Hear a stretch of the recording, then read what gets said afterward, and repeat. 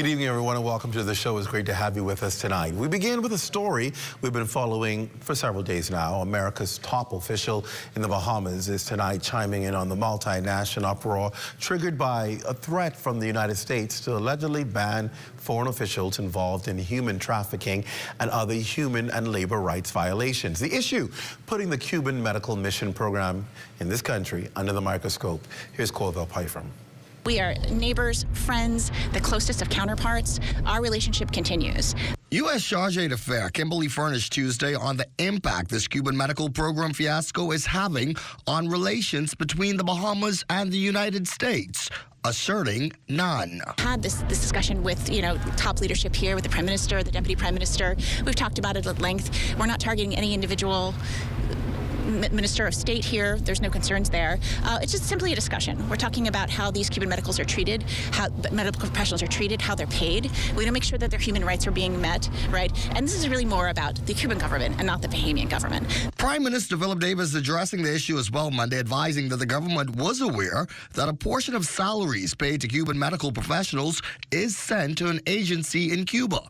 However, Mr. Davis was unsure whether that portion eventually ends up with the Cuban government. The Trump administration is threatening to cancel the visas of all foreign government officials and their immediate family, who the U.S. deems complicit in the Cuban labor export program. The U.S. charges that the program aids in human rights violations, specifically human trafficking. But Prime Minister Davis has countered that the Bahamas nor its Caribbean counterparts would ever knowingly permit human trafficking. It's a position the top U.S. diplomat seems to back. Bahamas is not targeted by this. This went to every embassy in the world. The Cuban medical program is something that we're concerned about. There have been some human rights issues within that program. We're not aware of any that are happening in the Bahamas. It's simply the beginning of the opening of a discussion. Meanwhile, Mr. Davis says the government has begun reviewing its agreements with Cuba to ensure compliance with international human rights standards. For the Bahamas Tonight, I'm Corval Pyfrom. So as you can see there, the U.S. diplomat is doing her best to try and do damage control over something that pretty much is quite stupid. To accuse the region of being involved in such activities was reckless, to say at best, of our neighbors to the north, and is just unbecoming. Without proof or validation. And I think investigations by authorities in the U.S. would have showed them that these programs that are running in the Caribbean, where they're providing medical service from Cubans and helping their economies, was doing just that. It's standing in the gap of nations that need to find solutions to help their people with medical issues. That's what our neighbors to the north should be seeing. And why are we doing this? Well, the Minister of Foreign Affairs said it last night, because our locals and our natives who are being trained in these areas are being poached by the U.S. and Canada because of bigger salaries, bigger conditions, and they're leaving their home countries to work for the U.S., leaving a serious drain on the resources in the Caribbean, particularly here in the Bahamas. And so countries in the Caribbean are forced to find some resolution and ways of being able to fill critical needs in healthcare. Because healthcare throughout the region is suffering because the talent is being poached by the U.S. And so these countries are doing what they must to try and get professionals who can at least allow there to be some sustainability or some stableness in healthcare in the country. We heard the Cubans are a big part of why we're able to do the eye program here in the Bahamas. So at the end of the day, to knock a program that's causing countries in the Caribbean like the Bahamas to be able to function in healthcare, rather than saying, okay, you have a need here, here's how we can assist you. Here's what we're going to do for you. Since we're taking your people, here's how we're going to give back to you so that you can save lives. No, instead of doing that, they rather come up with a scenario saying, oh, we're going to withhold visas from those authorities and diplomats from these regions where we suspect this could be the case without even investigating it. It's reckless. But like you heard the Minister of Foreign Affairs say last night, we are trusting in the fact that the people we deal with in these diplomatic seats of power and authority and our neighbors to the north, we can trust the integrity that you will deal with things diplomatically. But in reality, we've seen what's been happening in the 6 to 8 weeks of a new president in office in the United States. We've seen a lot of the decisions don't appear to, they go against the norm. I'll say it that way, I'll say it diplomatically. They go against the norm of governance. And so, boy, I tell you, it's scary. But hey, you have the U.S. diplomat here, because she's in the Bahamas. She has to try and maintain that relationship with government. She's here saying, right off the top, well, it's not really you guys. That's not really meant for you guys. Well, thank you, we appreciate that, but it was directed to us. So we can only go based on what was said to us. The damage control is good, but so is it for us, as they're telling us, or is it not for us, as she's telling us? Nonetheless, you understand, she has to try and make nice because of strange decisions that are coming from the powers that be. Anyway, let's go on to another story. Also making headlines tonight, a breakthrough in the Valley Boys' continued standoff as the Trevor Davis-led faction secures a victory. Now, if you don't understand what's going on, we'll tell you. Here's Lloyd Allen. After more than a year of wrangling in court and out of court, the Valley Boys apparently finding a way forward following a ruling in court. Helping to divulge exactly what that means is Deputy Chair Jeff Munker. Jeff, tell us what happened.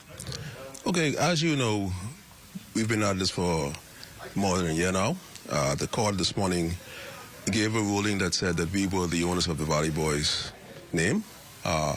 What that means for us is the group now can move ahead for this upcoming season. It's been really, really rough over the past year. Of course, this affected sponsorship and everything else. The group, you know, I must say, I must really give kudos to all the group members. They held strong through all this. Now, coming out of that press conference that your group just had, again, we know that you have elections coming up on the 29th. You also intend to make application to the JCNP for registration before April 1st. Tell us why that's so important. Well, firstly, we promised when we started on this journey that we would have fair and free elections. We ratified our constitution, I think, about a month ago. Come March 29th, all positions are open for free and fair elections. So coming out of that, we should have a new executive team and be ready to take on Bay Street. As it relates to the JCNP, as you know, last year there was a lot of back and forth with the JCNP. We anticipate that this year things will go smoothly. Our plans is to do whatever it takes to get to be able to compete as an A category group on Bay Street come Boxing Day and New Year's. And finally, of course, we know that your group represents over 800 members. Again, to those on the other side, the other faction, if there's one thing that you can say to them, what would that be? Well, this is one Valley Boys. Our goal throughout the whole year was unity. We've attempted on a number of occasions to bring the group together. Now I think this is a perfect opportunity to invite all on board. So let's come back together and participate as the Valley Boys. Again, it's all about unity. Reporting here from Breezes Hotel for the Bahamas tonight, I'm Lloyd Allen. There you have it. Could this be, I can just hear Valley Boys all over, excited and anticipating, this is our comeback. This is our comeback. We're coming back. Well, let's see. Because reality is, Bahamians are challenged with unifying. Because people egos get in the way, and you have a challenge with people coming together. But some people say, well, they don't want to come together, they don't need to. The Way Forward had enough support to be able to compete as an A category group, and now that they have the name, maybe they will appear as the Valley Boys, and the other group will either change their name and become no more, or become no more. But from what we know, what was the Way Forward, but now become the official Valley Boys, and we'll see whether they unite. And we wish them the best, because at the end of the day, and I knew the minute I started talking, Tanya Smith-Cartwright would start texting me because she is so into her Valley Boys. But I'll tell you this, we're rooting for all to go well. I believe in this country, while we may have our supporters and who we support and the groups we support, we want to see issues resolved. And I think this is now a step forward, and hopefully it will bring the resolution that is needed for the Valley Boys, and we wish them certainly well. At the end of the day, we continue to open every door. But that's a different story. Before we go to our break, I know we didn't get to see weather forecast. Saxons, yes. But we didn't get to see the weather forecast in the 7:30 news because they had some technical difficulty. So guess what? I'm going to give you a treat. I'll give you weather with Basil Dean, who's in our weather center right about now. Hey, Baz, what's it looking like tonight? Well, good evening, Clint. We had a cold front that raced through the islands yesterday. It brought with it some heavy showers and even some isolated thunderstorms and some breezy conditions as well. But we can expect a quick warm-up as of Thursday, but that will be short-lived. Reason why? Well, another cold front. That's going to move in here on Friday morning, and that will maintain the nice chilly nighttime temperatures that we are currently experiencing. Your boating forecast tonight is brought to you by Live Business, where we simply bulk up your business. In the Northwestern Islands tonight through tomorrow, those winds are going to be out of the north at 12 to 18 knots, wave heights 3 to 6 feet over the ocean. So we're still maintaining that caution flag for small boaters in the Northwest Bahamas tonight. And then for the Central and Southeastern Islands, we'll have a more northwesterly flow, also at 12 to 18 knots, the wave height 3 to 6 feet. Caution flags again in place for the Central and Southeastern Islands. But then come Thursday, we'll see a significant reduction in the winds. They will be out of the northwest at 10 to 15 knots throughout the 700 islands, with wave height down 2 to 4 feet. But join me at 11 o'clock for a full weather update. Clint? All right, thank you, Basil. There, and this just, and I understand, Tanya Smith-Cartwright says they're having a prayer for the Valley Boys unification effort, and she says they'll announce when and where that will take place. I mean, we'll be praying for the we'll be praying for the Valley Boys. We're going to a break. When we come back, we were talking about investments last week, and so tonight we're going to talk about a major investment going on with a big partner in tourism. Of course, Philip Simon, the new president of Royal Caribbean Bahamas, is here. And so we're going to talk about what something has been controversial. Well, we'll really talk about the way forward. Way forward. That seems to be coming up a lot tonight, way forward. You're watching The Rundown here on the ZNS Network. Go ahead and open your door. We'll be back after this break.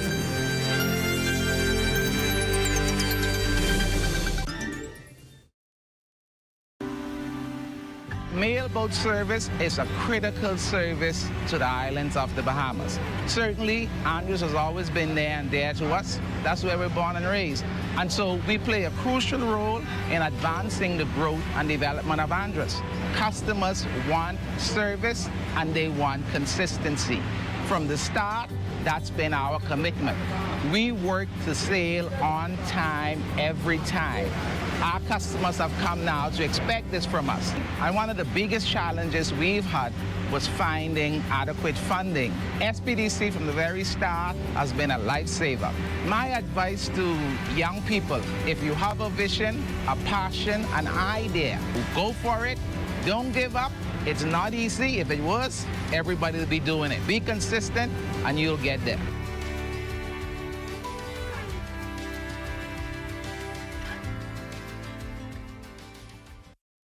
Is the Little Caesars Stuffed Crust Pizza. Get more pizza for less money. Only $12. It's a whole new level of pizza with cheese stuffed crust so spectacular that there's nothing left. Pizza. A delicious pepperoni pizza with the crust stuffed with lots of cheese and brushed with butter and garlic flavor and sprinkled with Parmesan cheese. Hot and ready Thursday to Saturday between 4 and 8 for only $12. Simply irresistible. And only at Little Caesars. Pizza.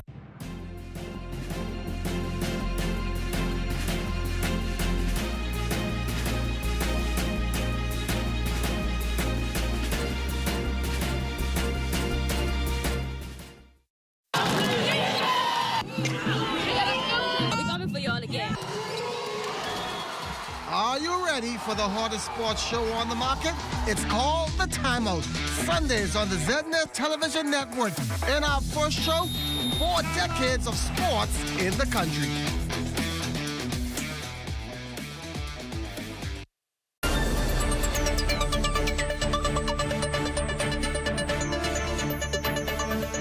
Welcome back to the show, and of course, a special good evening to all of you who are in the Lions Den on Facebook. Good to have you, as well as those of you watching on YouTube, or if you're watching on your various cable platforms or Flow TV, or if you're watching from Turks and Caicos or around the Caribbean, around the world.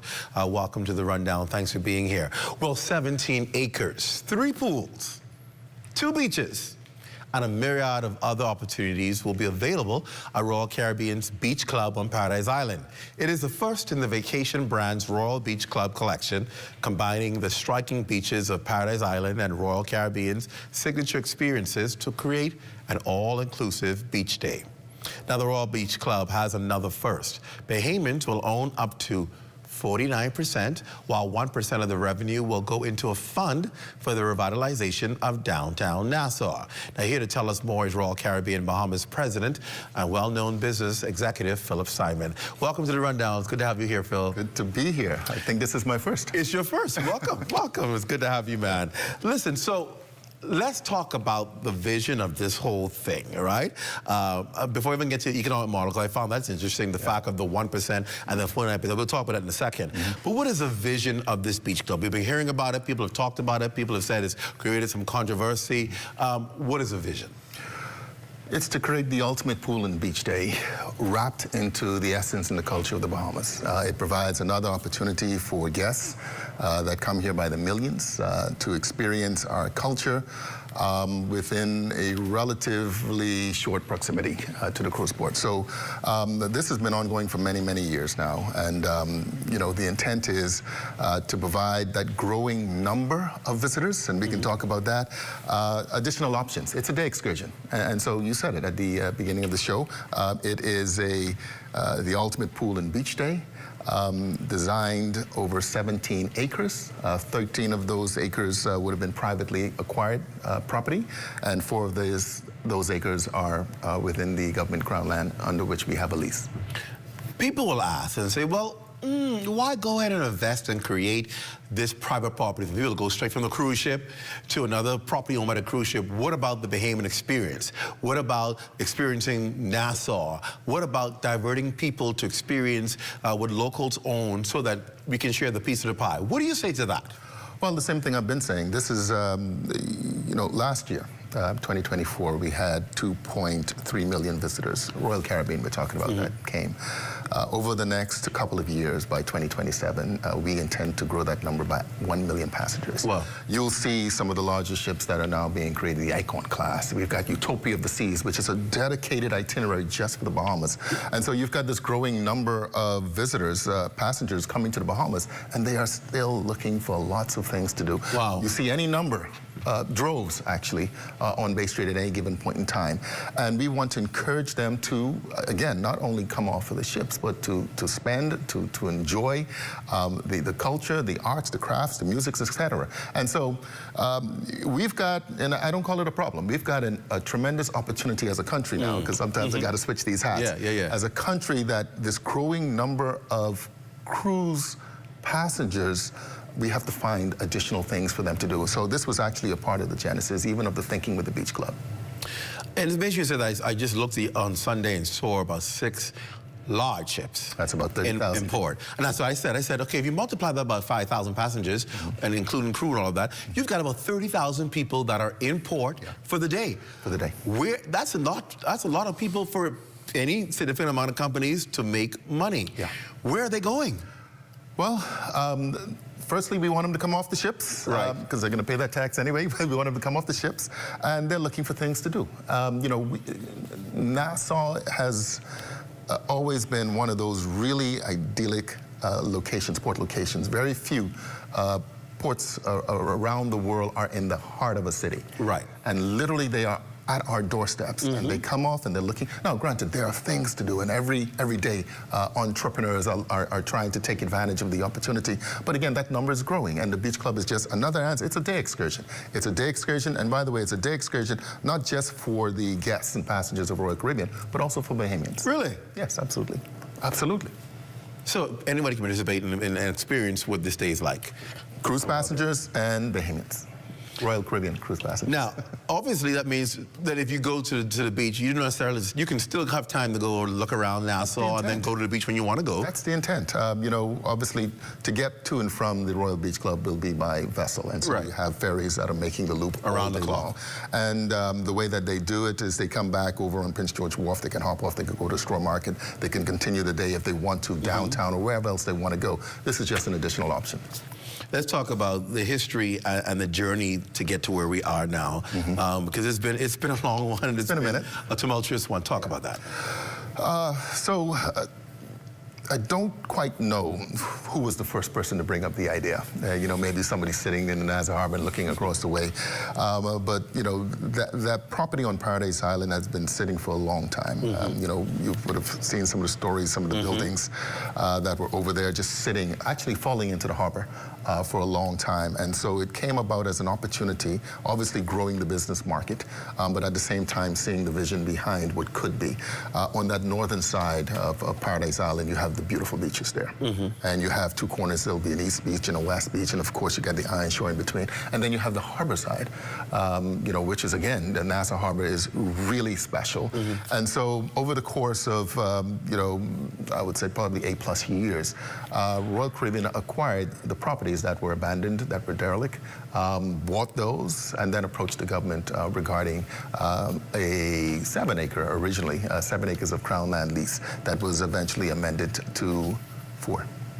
So let's talk about the issue, obviously the controversy that came up regarding Toby Smith and him saying, listen, I have this property, I was given this grant from government.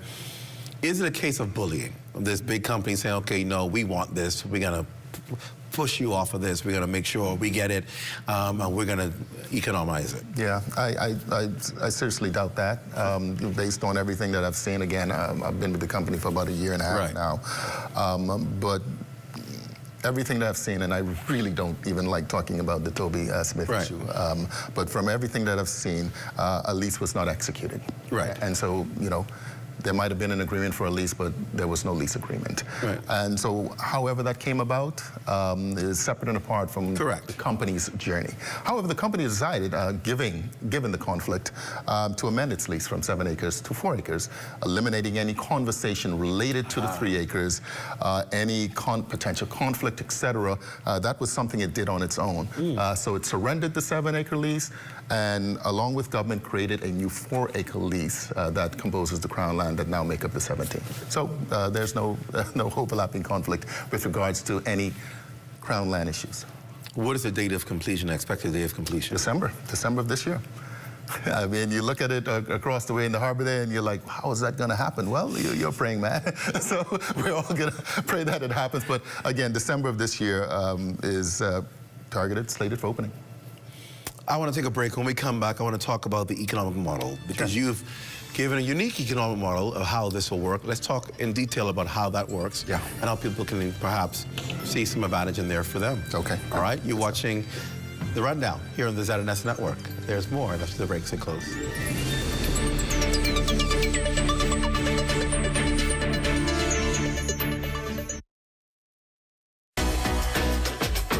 Welcome to What's Trending. Join me, Jiminita Swain. And me, The Bahama Beauty, Monday through Thursday at 6 p.m.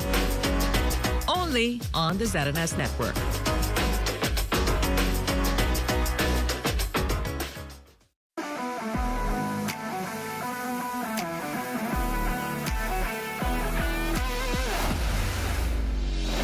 Bahama Striping Group of Companies, we have been in Exuma now for the past 4 years, carrying out our paving program. A part of our company's philosophy is producing work to international standards. So when you look at our paving division, we have a state-of-the-art lab to do all of our testing in-house, as well as a state-of-the-art asphalt plant with a trained technician carrying out the work on that site. The overall arching goal of our company is to produce the work that we're doing in the entire Bahamas to international standards. We also make a difference by the training of our staff. We have a very intensive training program going on to where we are teaching young men how to learn the art of striping. Being a young man myself, I've made mistakes in the past. I was given a second chance to better my life, and it's only fitting that we pass it along. What's important for us is giving them a second chance for them to get a skill and a career that could take them further in life.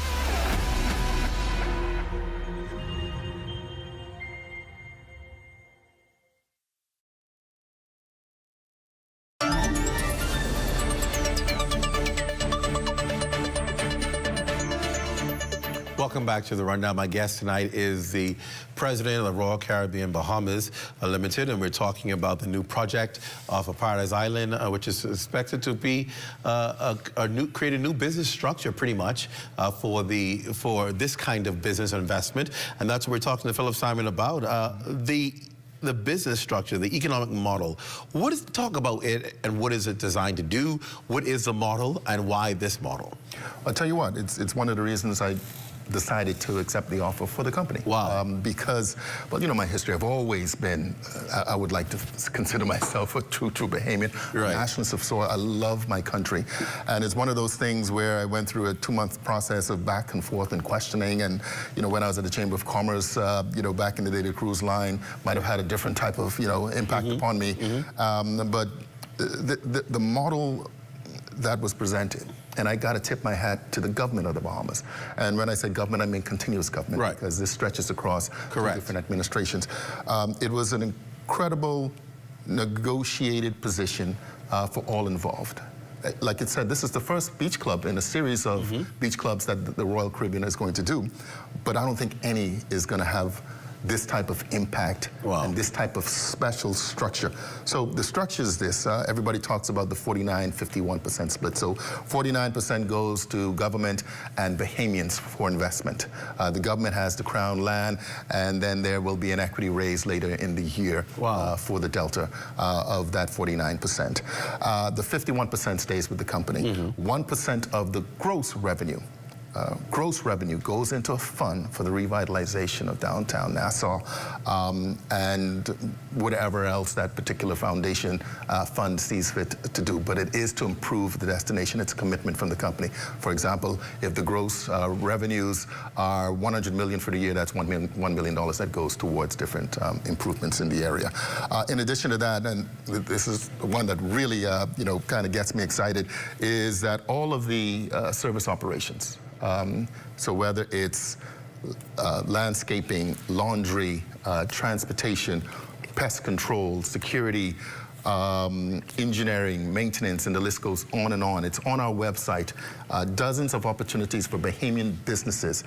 All of those operational areas will be outsourced to third-party companies. And so we have a pretty robust RFP process that's ongoing right now, providing those opportunities for persons to submit proposals for those business areas. So you're telling me that this Royal Caribbean is creating this business opportunity, but not just for itself, but for entrepreneurs to get a piece of the pie, for the economy to benefit, and also for downtown development to benefit. Correct. Now, here is why I will pause and say, okay, that's a good thing.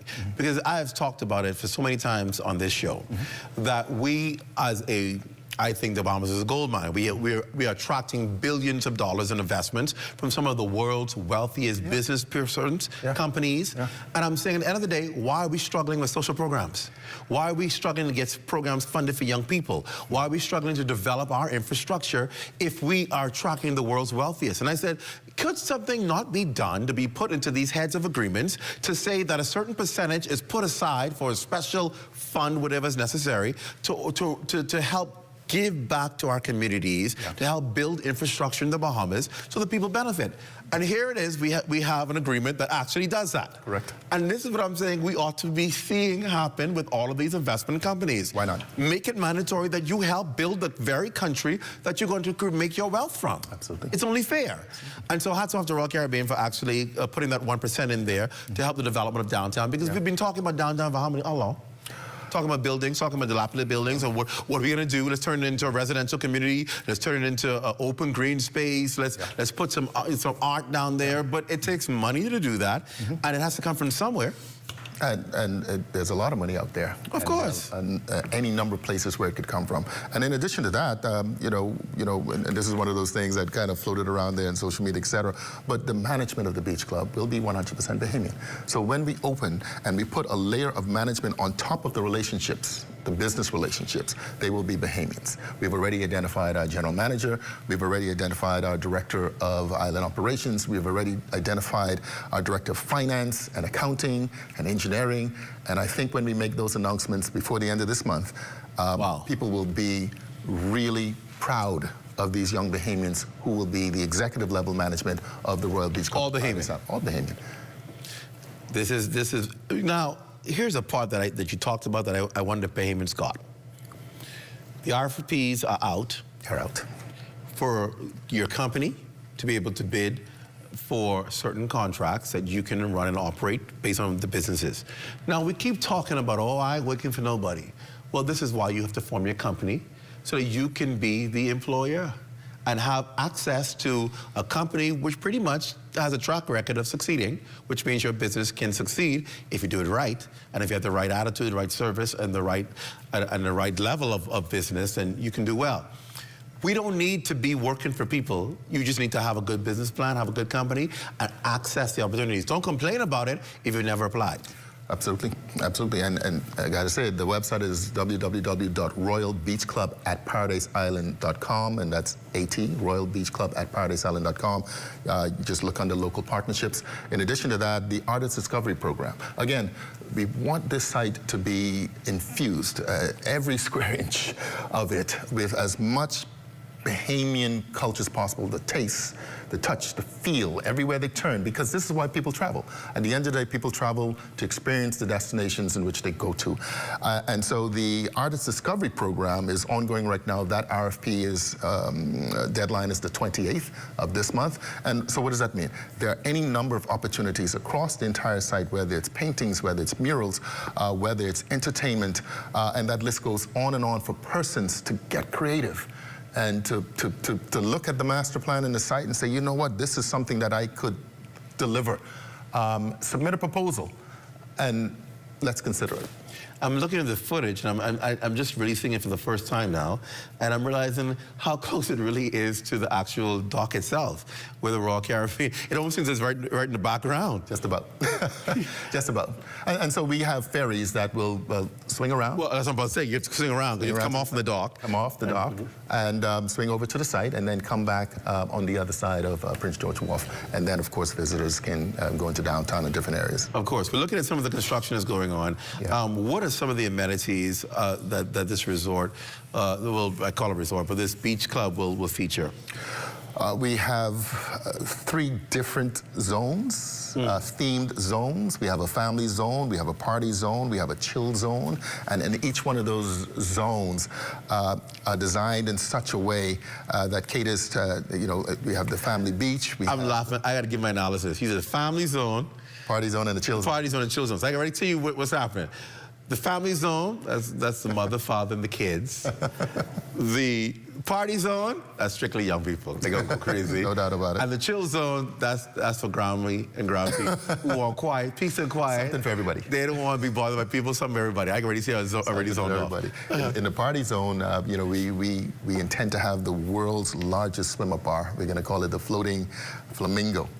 And so, when you look at that site, I'm like, man, this is something. This is unique. Wow. This is going to be special.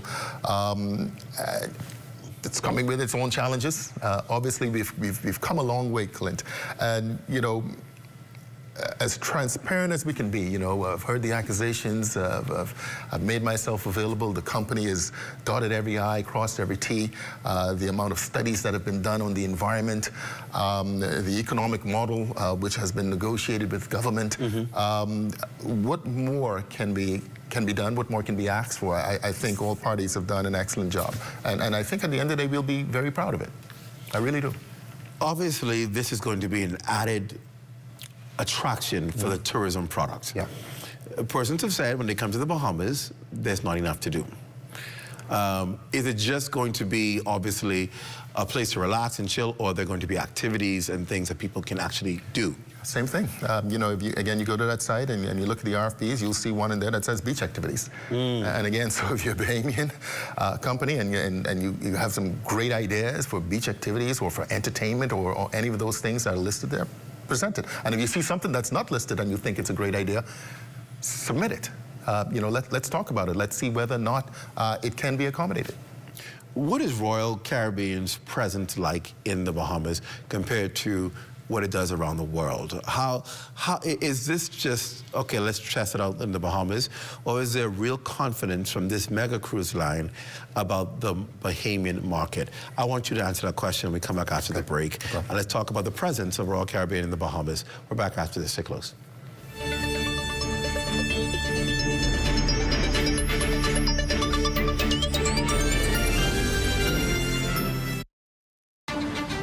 I am a master plumber by profession. I've been doing plumbing for over 40 odd years. When I was 9 months old, I was diagnosed with polio. To me, living with polio, I took it the way it is. I never allowed my polio to get in my way of anything. In fact, I love when people doubt me, and I just prove them wrong.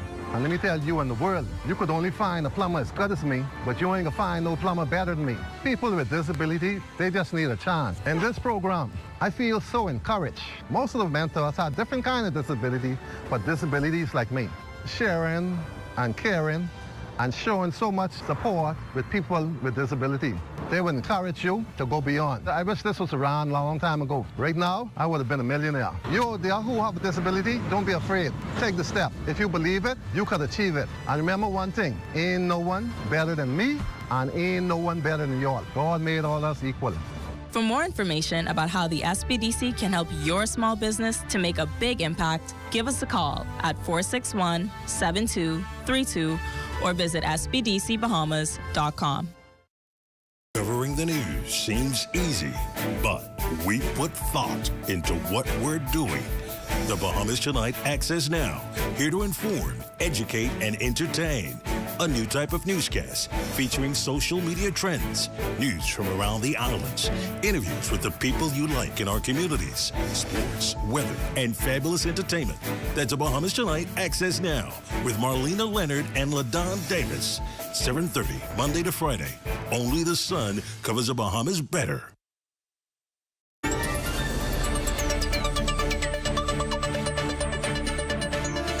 Welcome back to the Rundown. My guest tonight is, of course, Royal Caribbean Bahamas President Philip Simon, talking about not just the Royal Beach Club that's going to be opening later this year, at the end of this year, but really the cruise line. We're now turning to how the Bahamas is considered by Royal Caribbean.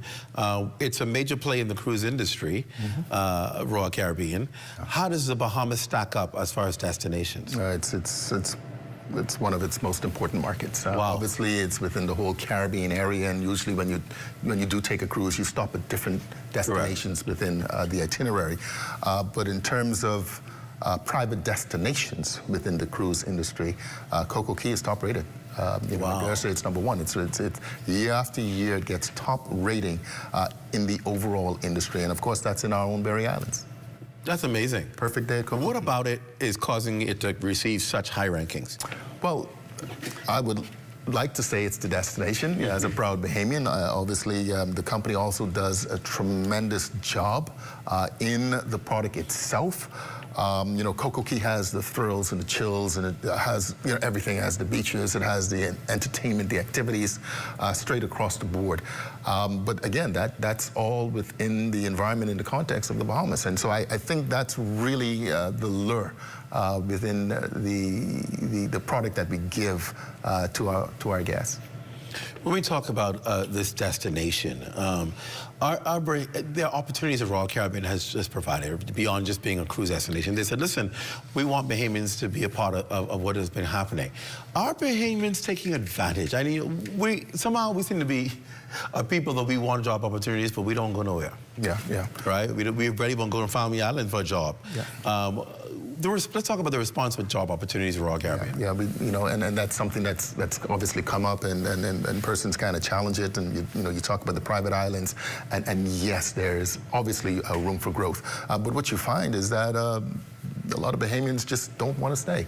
You're there several months at a time, and you're working, 6, sometimes 7 days a week, and so you're away from your family, and so that's a real commitment. When you're young, I mean, obviously it's exciting, it's adventurous, you can do all of that, but what we are finding is that the turnover still remains a challenge, and so we've been working, obviously with government, the Department of Labor, Ministry of Immigration, with labor certificates, trying to reduce those, because it is cheaper for the company to engage Bahamians than to pursue, foreign labor. So are you saying you're having a real challenge getting Bahamians to sign up for jobs with any long-term commitment? Yeah, that has been a challenge. And I want to make sure we say that clearly, because we keep talking about job opportunities. People keep saying, oh, I need to work, I don't have a job. And here you have a company saying, we would love to hire Bahamians. Let me put it this way. We have a recruitment office downtown at the Point near Margaritaville. And for any person that is interested in working at Coco Key, in pursuing opportunities, additional opportunities that will come up at the Royal Beach Club, and of course all of the other businesses that we have here, visit the recruitment office. Now let's see who's going to sit back and say, I need a job. Because sometimes we want all of the boxes checked. And sometimes you won't get all of them checked, right? When people are looking for the perfect employee, they won't get all of your boxes checked. There are some deficiencies, and sometimes people have to accept that. And so you cannot sit home and say, ain't no job, the economy bad, I can't find no work. And you have a major company in the Bahamas saying, we would love to have Bahamians come and work for us who could have some commitment of long term. Because they need people. You need people. We need people. People challenge us all the time, and you have persons who obviously are intent on saying different things and say, well, this position, why do you have a foreigner working in this position? Of course. We like to say that all the supervisors and managers are foreigners. Yeah, and so some of it has some justification to it. And again, the challenge is really trying to find the proper, motivated employee that is going to stick and stay.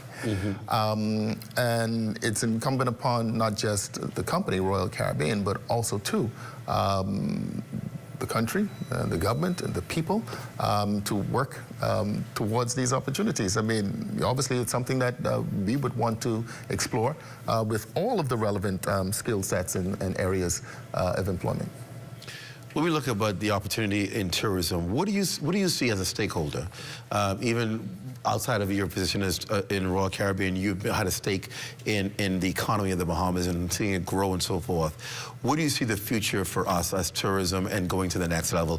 What do you see some of the key ingredients are for the Bahamas that we need to see and put in place to be able to see this kind of growth come to fruition? Well, I mean, it's always education. It starts there, right? I mean, obviously, educated people, creates opportunities, whether it's entrepreneurship or just even expanding business corporations. When we think about Royal Caribbean, I mean, we've been around for 50 years here in the Bahamas, catered to over 30 million guests. I mean, the economic impact last year alone was 450 million, right? 450 million. 450 million, right? And so, as a country, we always had this, this talk back in the day and says, we really need to diversify, away from tourism. And, I spent a couple of years at the Chamber of Commerce, and one of the things that I always said when we're having all these globalization conversations, et cetera, we still have the best comparative advantage in the entire world called location. Smack dab in the middle of North and South America. And we don't need to diversify away from tourism. We can continue to diversify tourism because you think about any industry, it all exists within tourism. We have millions of visitors. I dare anybody to find a better brand name in the entire world than Bahamas. Yeah. And so, to me, the opportunity still remains there, even within that one segment or that major segment that we call tourism. Now, again, different forms of tourism. We've seen economic shocks, that occur from time to time. We've seen the devastation that can come from hurricanes, et cetera. And so, yes, there has to be, obviously, some components that supplement it, but I still see tremendous opportunity. Of course, because when it's time to bounce back, the industry that bounces the country back is still tourism. Correct, absolutely. It's still tourism. Yeah. We as a Bahamian people, I think we do it well, but I don't think we understand the magnitude of it because we live here, right? And still, believe it or not, there are perhaps more Bahamians than others who have not seen their own country than there are people who said, I've gone to all the family islands. So you still have too many Bahamians who said, I've only seen Nassau. They don't know, they only see from pictures what the other islands are, but they have not embraced them, they have not experienced them. So they perhaps do not understand the magnitude of their own country. And I still believe that it's untapped to our own people. And again, it's just another opportunity for internal tourism. For domestic tourism. Domestic tourism. You know, a lot of Bahamians, they've been to Miami, they've been to Walmart, but they haven't been to Cricket Island. You know, and so, you're right. You know, so, you know, the opportunity remains, Clint. It really is right there in front of us. So, you know, we talk about the impact of the cruise industry and you know, on any given day, I think on Sunday you said there's probably 6 ships there. Yeah, 6. You know, we've seen the opposite. We've seen days when there are no ships that call upon the Port of Nassau. You know, how's it look downtown? You know, and so there's work to be done. I mean, years ago, I think somebody was saying when we came in, you know, the ships used to overnight. Yeah. You know? Maybe you said it, and you know, but that's when you had the residency downtown, and you had, you know, nighttime activities, etc. And so, whose responsibility is that? Is it the cruise lines to just stay in the absence of activities and things to do, or is it incumbent upon us to create? You know, again, we keep on saying these opportunities, and you know, I can't speak for you know the corporate leaders within Royal Caribbean, but I can certainly you know encourage you know that we look at a way to get them to overnight once again. All right, we're going to take our final break. When we come back, we'll wrap things up and take a little trek on the inside. What is it like to be the president of one of the world's most distinguished cruise lines, at least here in the Bahamas? We'll talk about it after the break. Stay close.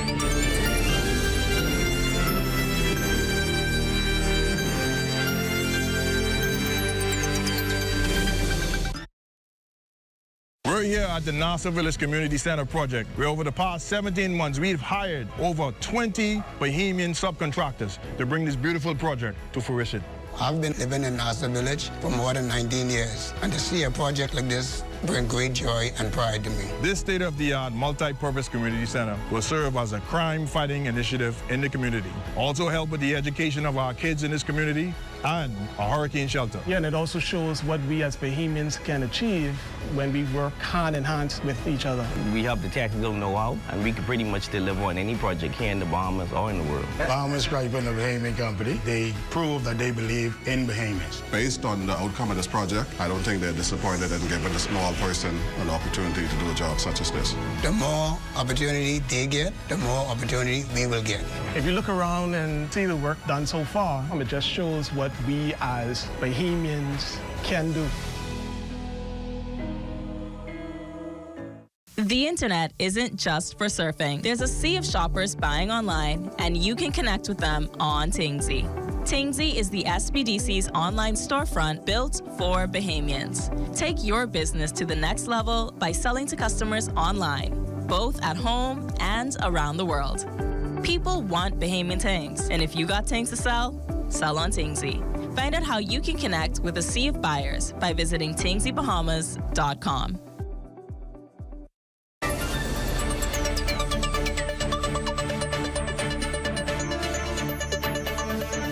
Welcome back. Wrapping up a great discussion with the president of Royal Caribbean Bahamas Limited. Well, I'm making up all kind of names. He's responsible for the Bahamas segment of Royal Caribbean. We'll find on the second, right? But his real title is Royal Caribbean Bahamas President.